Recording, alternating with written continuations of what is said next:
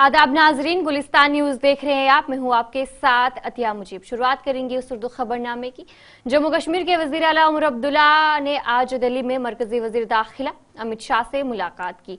उमर अब्दुल्ला जो दिल्ली पहुंचे थे, उन्होंने आज अमित शाह से मुलाकात की और मुख्तलिफ अमूर पर तबादला ख्याल किया और इसके अलावा रियासती दर्जे की बहाली और सिक्योरिटी पर भी बातचीत की। वजीर आला बनने के बाद उमर अब्दुल्ला अमित शाह के दरमियान ये तीसरी मुलाकात है। गुज़िश्ता हफ्ता वज़ीर दाखिला ने नई दिल्ली में अपनी रहायशगाह पर एक सिक्योरिटी जायजा इजलास की सदारत भी की थी, जिसमें लेफ्टिनेंट गवर्नर मनोज सिन्हा समेत आला सिक्योरिटी और सिविल अफसरान ने शिरकत की।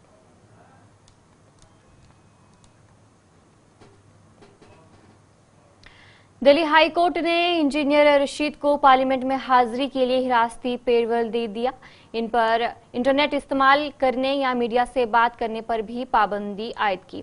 अदालत ने इंजीनियर रशीद को 11 से 13 फरवरी के लिए कस्टडी पेरोल मंजूर किया है। रशीद को उनके मोबाइल फोन और इंटरनेट तक रसाई से रोक दिया गया है। अदालत ने कहा कि दरख्वास्त गुजार किसी भी शख्स के साथ बातचीत नहीं करेगा सिवाय इसके पार्लियामेंट जाने की अपनी महदूद जिम्मेदारी के इस्तेमाल के। वो मीडिया से किसी भी तरह से खिताब नहीं करेंगे। तिहाड़ जेल से इंतखाबात में हिस्सा लेकर इंजीनियर रशीद ने 2024 के पार्लिमानी इंतखाबात में वज़ीर आला उमर अब्दुल्ला और पीपल्स कॉन्फ्रेंस के सदर सज्जाद गनी लोन को 2 लाख से जायद वोटों की बड़ी फर्क से शिकस्त दी थी। नेशनल इन्वेस्टिगेशन एजेंसी ने उन पर दहशत गर्दी के फंडिंग और मनी लॉन्ड्रिंग के इल्जाम लगाया था। सितंबर 2014 के जम्मू कश्मीर असेंबली इंतखाबात के दौरान जेल में बंद रहकर उन्होंने 21 दिन की अबूरी जमानत दी गई थी, लेकिन दोबारा तिहाड़ जेल भेज दिया गया था।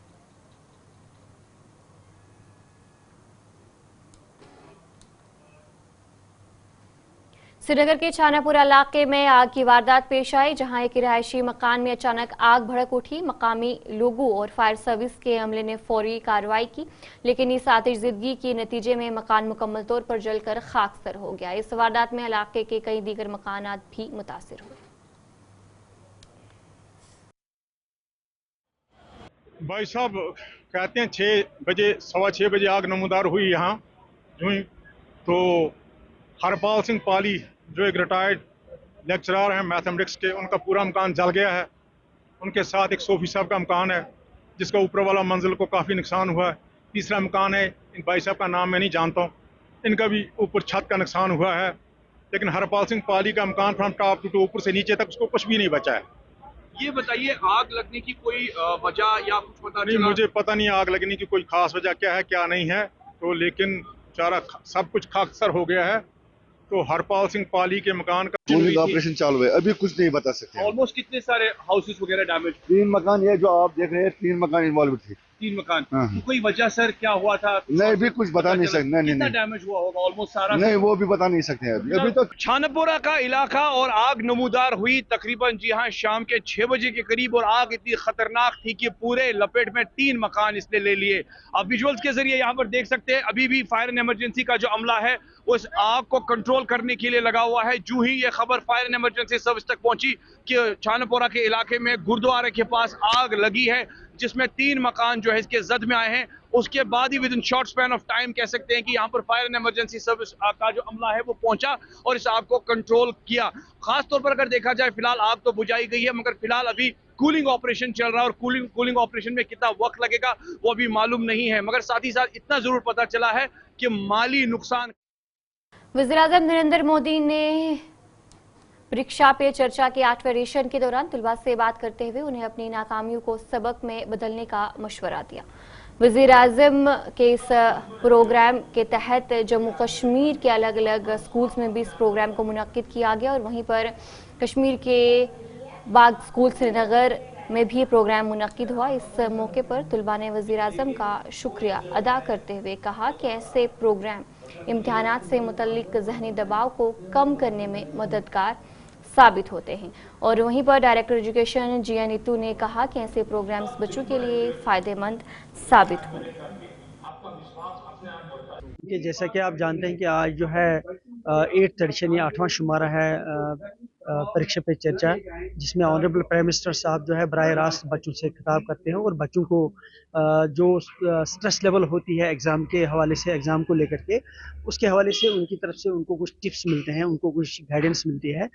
ये एक ओपन टॉक होती है जिसमें बच्चे जो है ऑनरेबल प्राइम मिनिस्टर जैसी हस्ती से बात करते हैं और मुझे लगता है कि आज इसके हवाले कारवान आर्ट गैलरी के 3 दिनों पर मुश्तमिल नुमाइश सोपोर में इख्तिताम पजीर हुई, जिसमें कई नौजवान फनकारों ने शिरकत की। मशहूर आर्टिस्ट रूफ कयासी ने ऐसे प्रोग्राम्स की अहमियत पर जोर दिया और कहा कि ये तुलबा की महारत को फ़रोग देने में मददगार साबित होंगे। तुलबा ने भी इसी तरह के प्रोग्राम्स की ज़रूरत पर मुस्तकबिल में उनके इनेकाद की उम्मीद जाहिर की। अस्सलामुअलैकुम, मेरा नाम यूसरा इरशाद है और मैं सोपोर में रहती हूँ। तो मैंने 3 दिन मतलब आज यहाँ तीसरा दिन है, तो यहाँ पेंटिंग एग्जीबिशन था जो कि रूफ कयासी सर ने ऑर्गेनाइज़ कराया था इस्लामिया हाई स्कूल सोपोर में। तो इन 3 दिनों से हमें ऐसा एक्सपीरियंस हुआ कि मतलब हमारी पेंटिंग्स मतलब कितना मतलब शोकेस हो सकती है बाज़ार में, वहाँ है। और जो मतलब अभी हमारा ये प्लेटफॉर्म हमें रूफ कयासी सर ने प्रोवाइड किया है, हम बहुत शुक्रगुजार हैं इनके लिए। और ऐसे एग्जीबिशंस होने चाहिए रेगुलर बेसिस पे। और डिस्ट्रिक्ट बारामूला में ये Sir, first of all, this 3-day successful exhibition program, all the congratulations goes to Mr. Roof Kayasi sir, because I think it is first of its kind in the whole North Kashmir ऐसे platform को present करना society के सामने।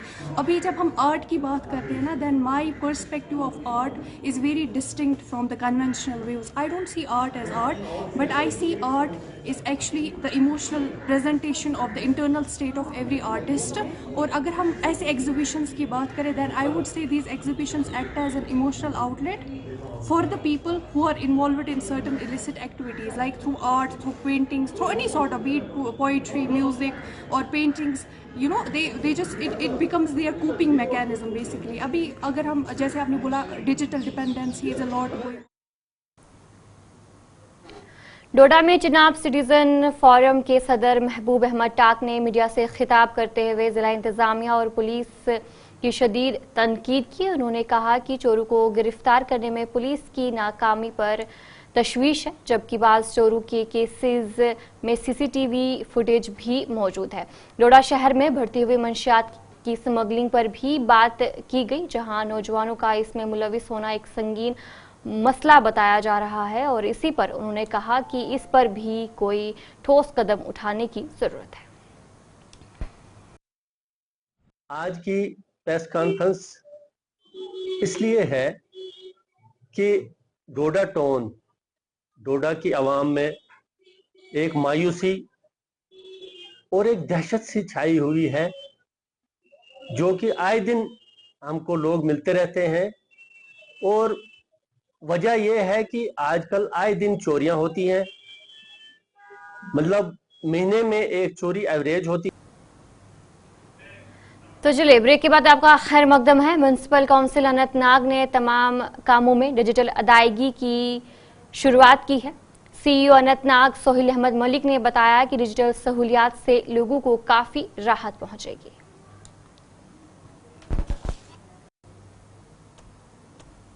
Under the aegis of Housing and Urban Development Department and subsequent directions from District Administration Anantnag, हमने एक unique initiative start किया that all the payments shall be made digitally. For example जो हमारी छोटी service भी हो, फॉर एग्जांपल डेथ सर्टिफिकेट या हमारा बर्थ सर्टिफिकेट है, उसमें भी जो भी पेमेंट है that is being taken digitally.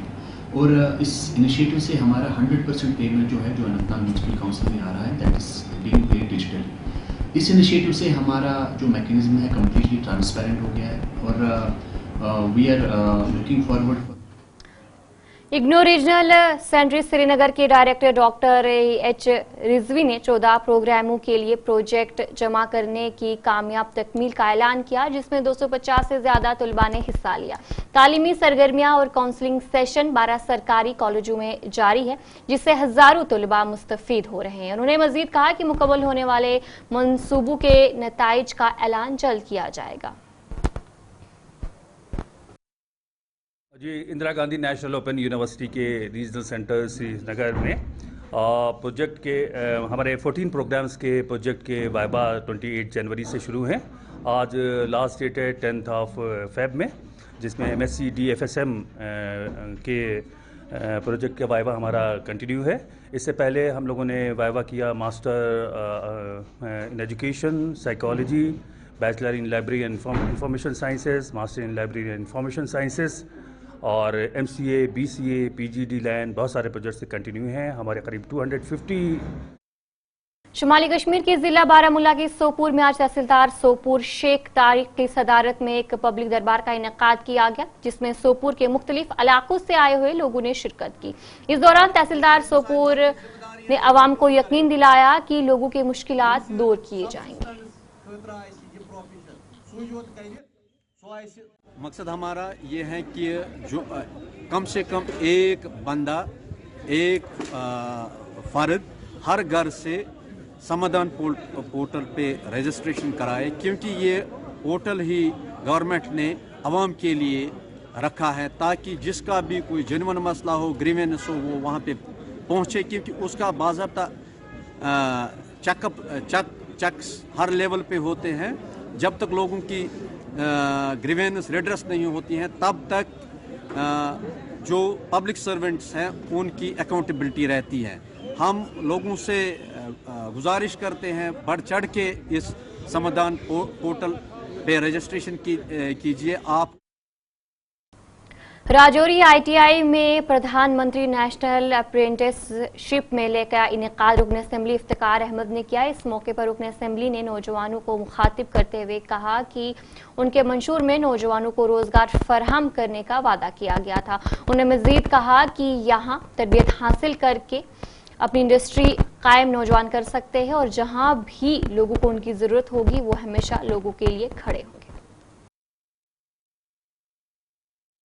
ये मैं कहूँगा कि ये आज जो हमारा गवर्नमेंट ITI राजौरी है, जो एक नोडल ITI है पूरे डिस्ट्रिक्ट राजौरी का, उसमें आज एक प्रधानमंत्री नेशनल अप्रेंटिसशिप मेला ऑर्गेनाइज़ किया गया, जिसमें इंडस्ट्रीज़ डिपार्टमेंट, जो हमारे इंडस्ट्रीज़ डिपार्टमेंट है और जो हमारी इंडस्ट्रीज़ राजौरी के अंदर हैं वो, और तो चलिए ब्रेक के बाद आपका खैर मकदम है। Advocate Sohail Malik DDC member Surankote ने वार्ड नंबर 6 मोहल्ला चौकीदारा फजलाबाद में एक ट्रांसफार्मर का इफ्तिताह किया। ये रिहायशों का तवील अरसे से मुतालबा था, जिस पर लोगों ने DDC मेंबर का शुक्रिया अदा किया। लोगों की तरफ से कहा गया इस इलाके को पिछले कई सालों से नजरअंदाज किया जा रहा था और यहाँ ट्रांसफार्मर की तनसीब पूरे इलाके के लिए एक बड़ी सहूलियत फराहम करेगी। यहाँ इकट्ठे होने का मकसद ये है कि यहाँ 25 kV का एक ट्रांसफार्मर जो इस इलाके की एक दारीना मांग थी, उसको PRI कैपेक्स जो हमारा है उसमें से हमने ये इंस्टॉल किया। मैं ज़बीर साहब का, इनके फील्ड स्टाफ का शुक्रिया अदा करूँगा कि पिछले 1-1.5 महीने में the PDD department has left no stone unturned and really doing very good in helping the people in the remotest areas. यहाँ जहाँ फजलाबाद में 70 साल से जहाँ लोगों को इग्नोर किया गया था, आज यहाँ पर जो है आप सब मुझसे एग्री करेंगे जी। बारामूला के गवर्नमेंट मेडिकल कॉलेज के पार्क में आवारा कुत्तों की बढ़ती हुई तादाद ने मरीजों और मकामी अफराद के लिए मुश्किलात पैदा कर दी है। पार्क की नाकिस देखभाल और लोगों के खाने के छोटे टुकड़े आवारा कुत्तों की तादाद में इजाफे का सबब बन रहे हैं। मकामी अफराद ने इंतजामिया से फौरी इक़दाम की अपील की है ताकि आवारा कुत्तों की तादाद को कंट्रोल किया जा सके और पार्क को उसकी असल मकसद के मुताबिक बहाल किया जा सके। देखो यहाँ पर लोग खाना खाते हैं, नमाज पढ़ते हैं, लेकिन ये कुत्तों ने पूरा ये तो गंदगी हुई है, ये कुत्ते नहीं होने चाहिए थे यहाँ पर। अच्छा, क्या गुजारिश है जी? गुजारिश यही है कि उन कुत्तों को यहाँ से भगाना, अच्छी साफ सफाई रहनी चाहिए कि लोग नमाज पढ़ते हैं, खाना खाते हैं, पेशेंट हैं, बीमार हैं, तो यही आपसे इनसे गुजारिश है। मेरा नाम है जुनैद अहमद अब्बासी, मैं उड़ी तहसील उड़ी ग्वालता गाँव से हूँ। बारामूला एडमिनिस्ट्रेशन से गुजारिश है हमारी कि जो ये कुत्ते यहाँ पे हैं इनको भगाया जाए, यहाँ पे साफ़ सुथरा है, क्योंकि यहाँ पे पेशेंट्स के साथ जो लोग आते हैं वो बेचारे खाना खाते हैं, इसलिए एडमिनिस्ट्रेशन से गुजारिश की जाती है कि इन कुत्तों को यहाँ से भगाया जाए, क्योंकि यहाँ लोग बेचारे बैठते हैं धूप में, खाना वाना खाते हैं, गंदगी है यहाँ पे थोड़ी। तो चलिए इस उर्दू खबरनामे में इतना ही। अभी के लिए मुझे दीजिए इजाजत और आप बने रहिए गुलिस्तान न्यूज़ के साथ।